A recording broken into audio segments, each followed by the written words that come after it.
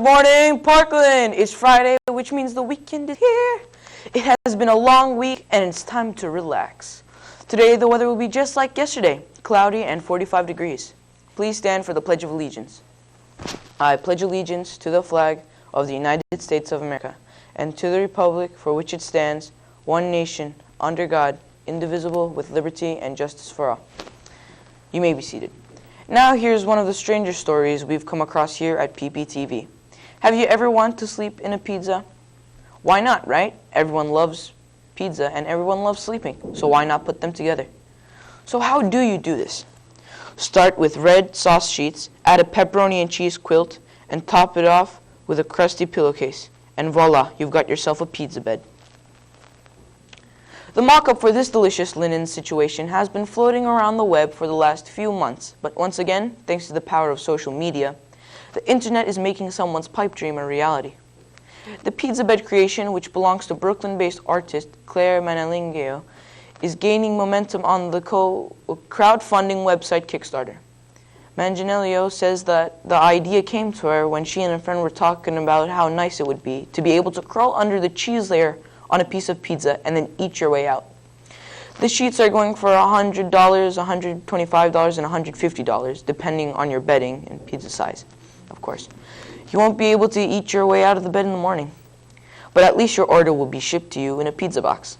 Now let's swing over to Toomby to find out what's happening at Parkland.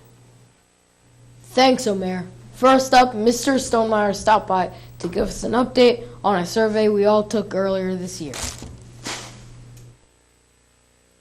Good morning, Parkland. Mr. Stonemeyer here, and I just wanted to thank you for helping the teachers and I who planned the homeroom lesson on growth and fixed mindset. You helped us do research.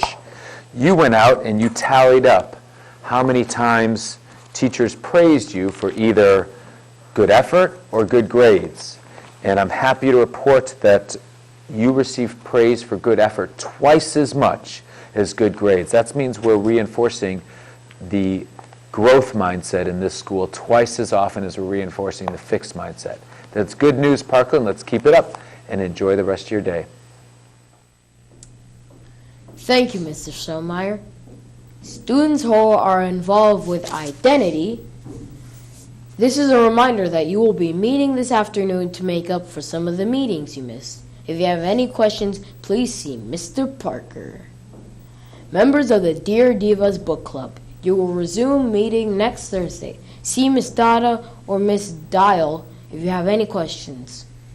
Spy School tickets are going. Oh no, not again! I understand most of you thought I was Mr. Bergman. Do you really think that I would disguise myself as someone you all know? You will not find out who I am until you show up next Thursday and Friday at 7 to see Spy School. Buy your tickets today and get a clue.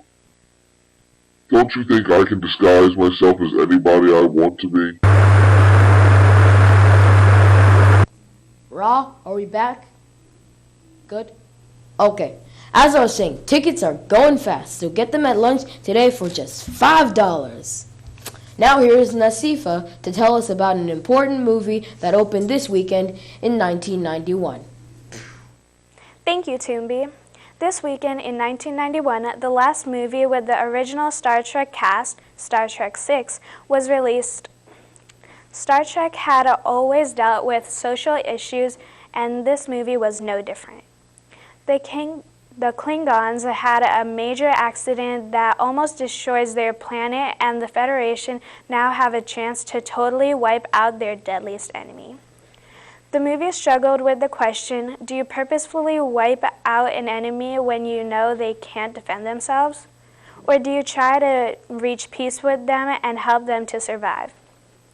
A major theme of the film is change, and people's response is to that change.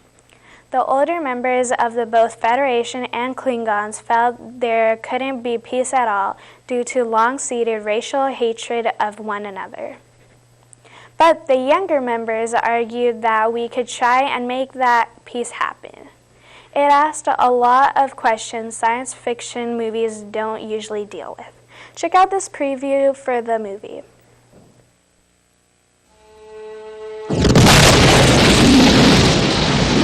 The Klingon Empire has 50 years of life left to it. To offer Klingons a safe haven within Federation space is suicide. They're animals. Jim, they are dying. And you, Captain Kirk, are to be our first olive branch. Me? The galaxy stands at a crossroads. This is the Starship Enterprise. We've been ordered to escort you to your meeting on Earth. Guess who's coming to dinner? I have so wanted to meet you, Captain. One warrior to another. Right. On the verge of peace. The undiscovered country. The future. On the brink of war. We come in peace, and you blatantly defy that. We haven't fired. According to our databanks, we have. I shall blow you out of the stars. Now, the crew of the Starship Enterprise Will not be the instigators of full-scale war on the eve of universal peace. They're coming about. Battle stations. fights not to win battles, Incoming. Signal our surrender. Captain? We surrender! but to end them forever. There will never be a better time. You do prefer it this way, as it was meant to be. Warrior to warrior. Fire! Star Trek VI, The Undiscovered Country.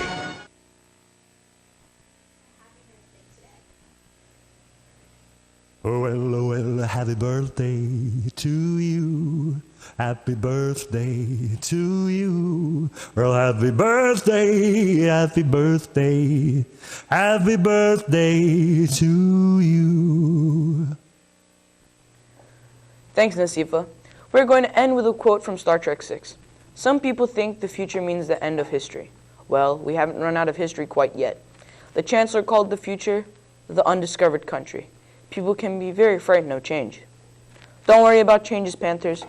They're just events you haven't discovered yet. Have a great weekend, and we will see you on Monday. Bye.